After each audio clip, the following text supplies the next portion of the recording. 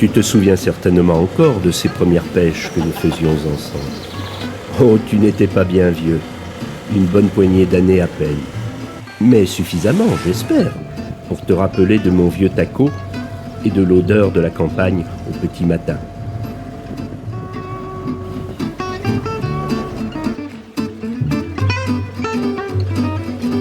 C'est là que ta passion pour la pêche est née.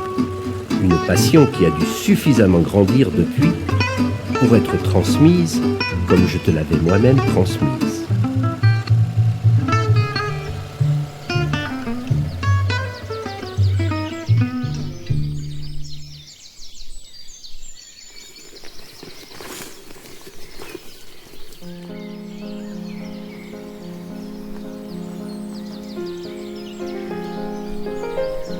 Mon histoire commence au bord d'une rivière.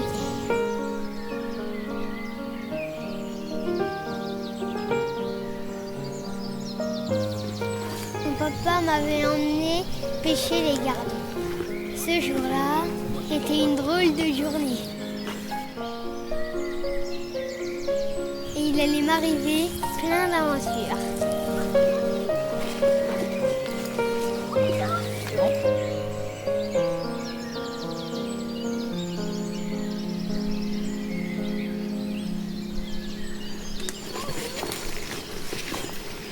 Tu viens, on va repasser là.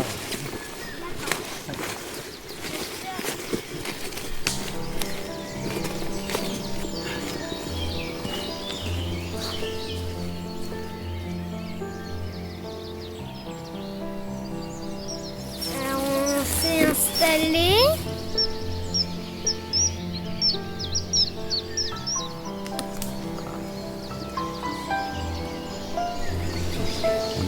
Ils sont arrivés et après ils sont repartis. Là, t'as vu ça? C'est rond, t'as vu, c'est là où ça s'ouvre, tu sais, t'en as déjà vu dans les étangs. Quand elles sont grosses, et bah ça, c'en est une toute petite. Et petite deviendra grande. On a commencé à pêcher au petit, à l'amorce, et aussi à mettre l'asticot.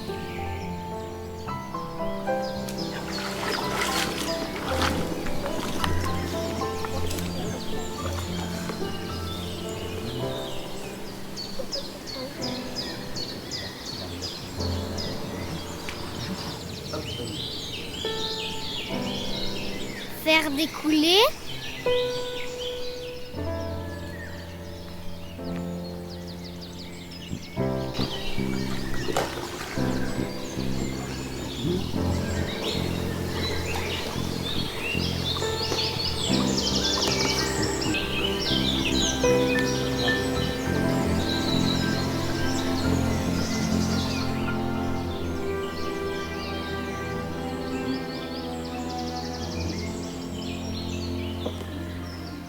Après ça allait pas, alors on a changé de place. Et là ça allait.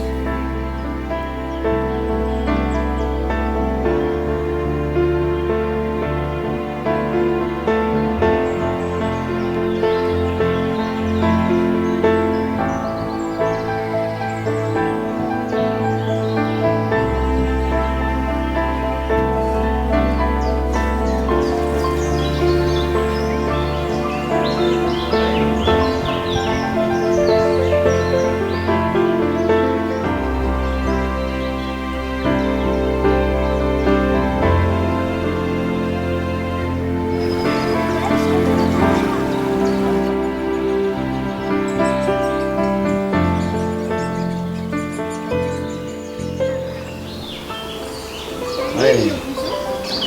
C'est bon? Ouais.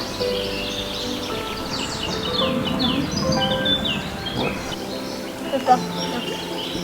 Ah, c'est trop dur et je crois qu'il est bien coincé vers l'œil. Voilà. C'est bon? Il y a eu des emmélages dans les bouts de bois. C'est encore emmêlé. Avec mon papa, et ben on a marché sur un bout de bois qu'on devait traverser. Et puis du coup, j'ai échappé le vivier.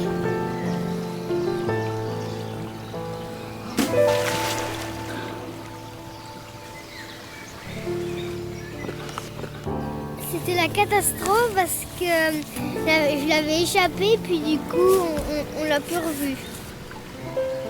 Les poissons sont échappés.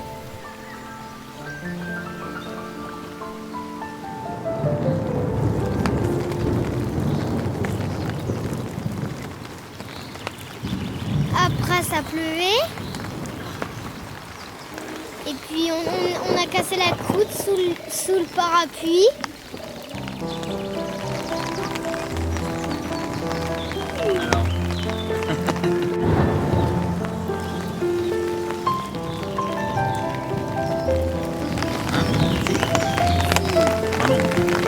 Moi je vais manger quoi après?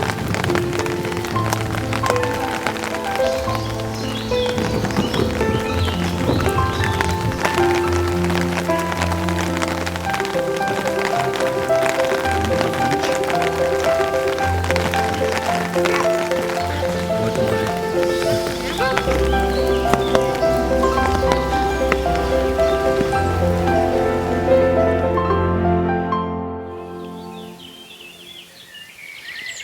On a appris ensemble à profiter de l'instant présent, à regarder, à écouter et même à sentir le bord de l'eau. On a passé du temps tous les deux à observer, et toi à me poser 1000 questions. Dis, c'est quoi cet arbre? Dis, c'est quoi cet oiseau? Mais le drôle d'oiseau, c'était sûrement toi avec tes yeux grands ouverts à ne pas perdre une miette de ce qui se passait. J'ai vraiment compris ce jour-là que j'étais en train de te léguer une part de moi pour plus tard. Pour quand tu n'aurais plus que le souvenir de ma voix pour t'accompagner. Mon papa m'avait promis de pêcher en barque. Une grande barque qui avait un moteur. Ce jour-là, on a tout mis le matériel à l'intérieur. Et on est parti pour rejoindre notre poste de pêche.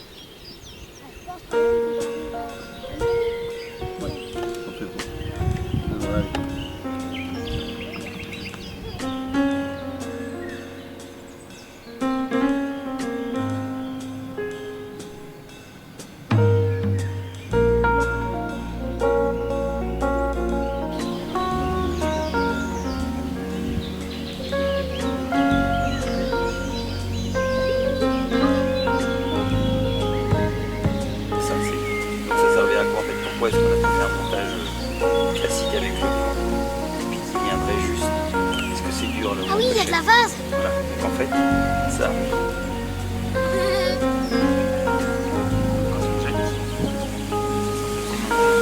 Je suis le poisson, tu vois. Le plomb il est assez loin. Ah ouais, parce que ça serait... Sinon, ça serait très très près. Ça voudrait dire que là, il y aurait mon plomb qui serait juste à côté. Donc le poisson, il arriverait à se débarrasser du plomb.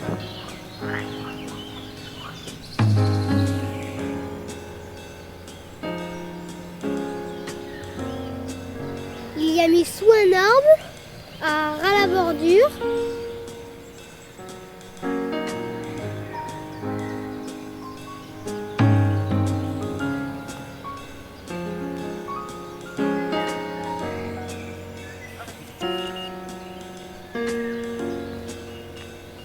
Après, on a attendu que ça morde. Mais aussi, il fallait attendre très très longtemps. Que ça ne mordait pas beaucoup. Il fallait pas faire de bruit.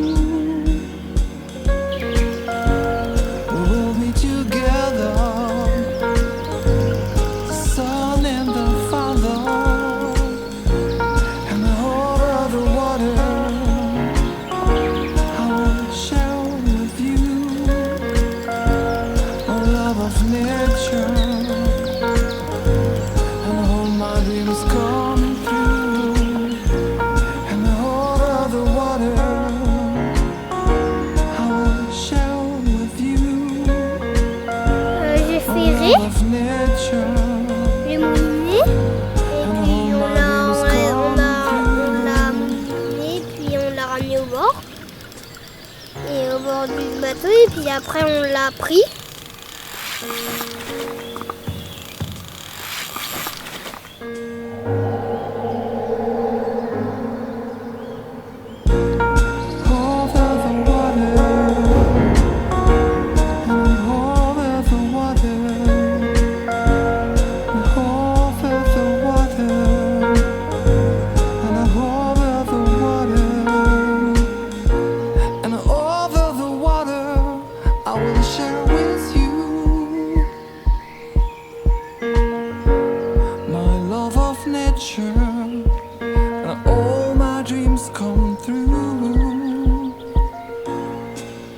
On l'a laissé dans les puzettes mais dans le bateau.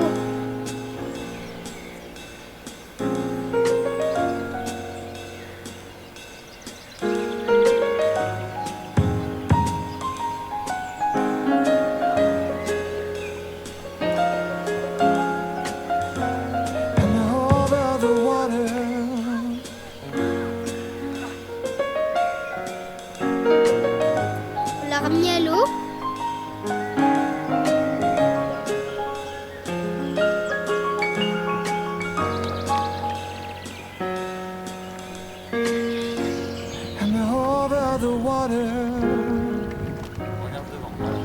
J'ai conduit la barque pour la ramener au bord.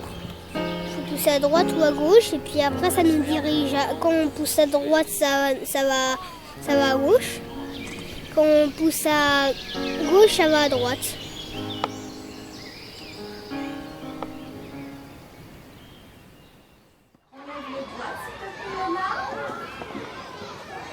Quelque chose qui est vert. Tu n'arrives pas à définir ce que c'est, mais tu as vu du vert. Tu as raison, Jules.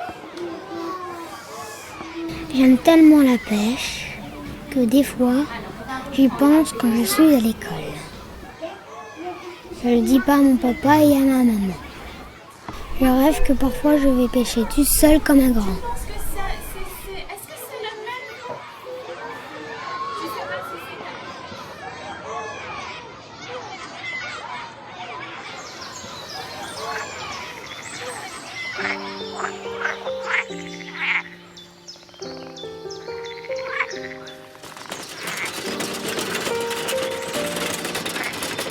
Alors que tu étais en vacances à la maison, je me rappelle du soir où tu m'as dit « Demain, je vais pêcher les carpes tout seul. Comme ça, tu verras que je suis capable d'en attraper sans toi. » J'aurais dû être déçu d'entendre ça, mais ce fut tout le contraire. Tu grandissais et tu commençais à devenir capable de te passer de moi. De toute façon, le moment où je ne serais plus là finirait bien par arriver. C'était une façon, sans le savoir, de t'y préparer.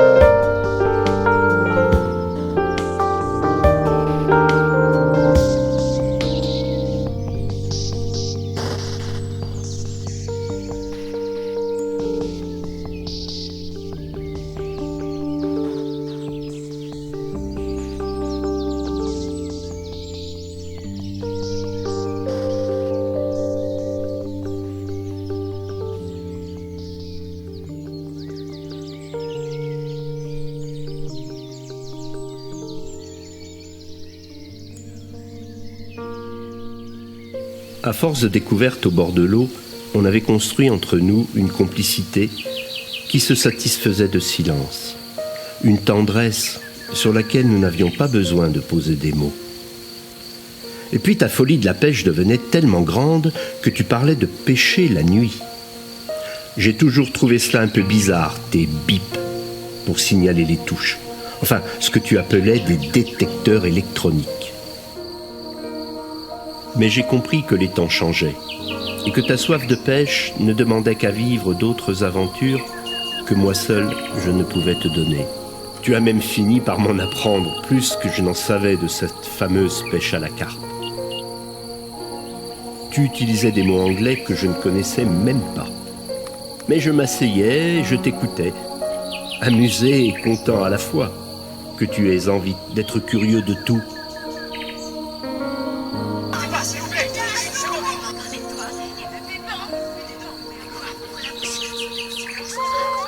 J'aime bien parce que tous les deux, quand on est dans le lit, on regarde tous les deux parfois des films.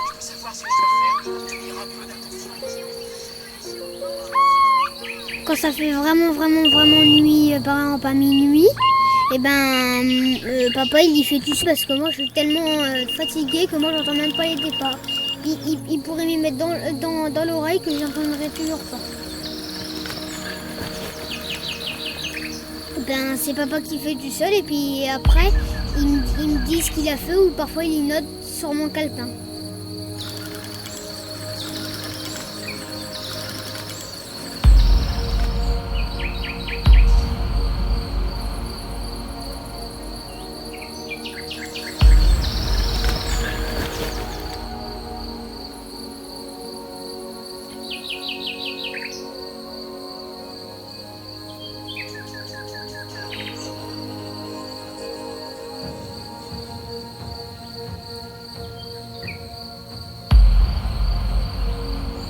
Une fois j'étais réveillée parce que ça avait vraiment bipé très longtemps et puis moi ça me réveillait un peu. Du coup il avait pris la carpe en photo et puis moi j'ai pu la voir.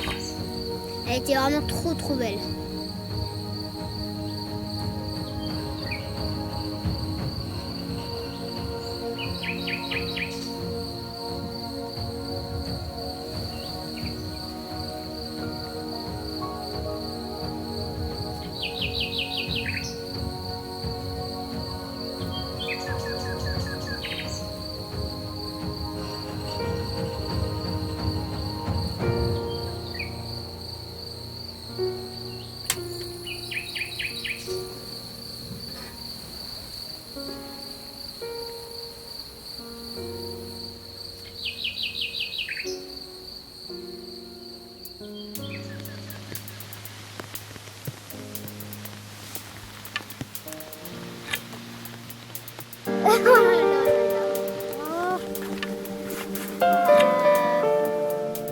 J'aime bien aller à la pêche avec papa. Il me fait faire amorcer et il m'aide aussi à ferrer.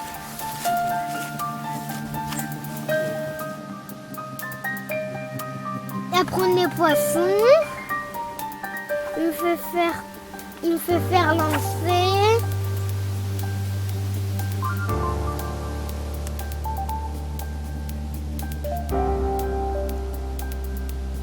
Alors il faut percer des billes, n'importe quelle bille. Et puis après, il y a une autre aiguille. On la met, on y pousse sur l'aiguille. Et puis après, il y a l'élastique. Après le crochet, il faut l'accrocher à l'élastique. Il y a un petit truc. Après, faut le pousser. Après, on pousse les billes sur l'élastique. Après, on met le stock bouillette. Et après, j'ai entendu bip.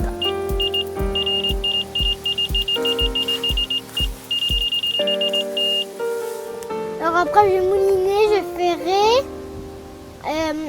J'ai serré le frein. J'ai converti le poisson.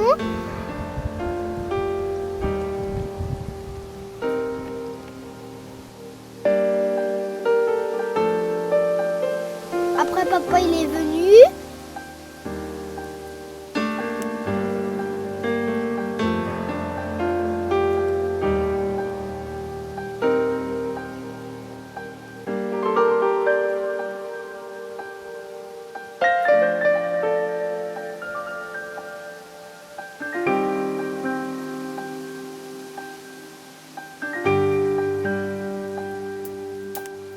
Après, papa, il l'a épuisé.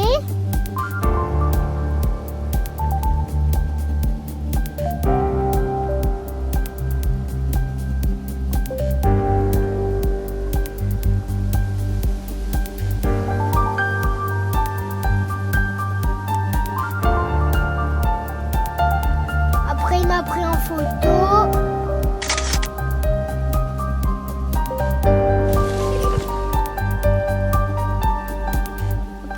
Remis à l'eau. Sauf parce qu'il était épuisé, alors il n'a pas parti très vite. Après je l'ai regardé s'en aller, puis après voilà.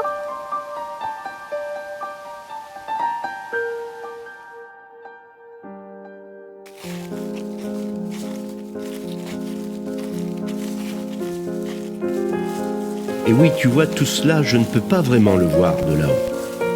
Mais je sais que tu prends le relais avec ton propre fils, comme je l'ai fait avec toi, mon petit-fils. L'histoire continue sans moi, ou du moins, encore avec une petite part de moi, je l'espère.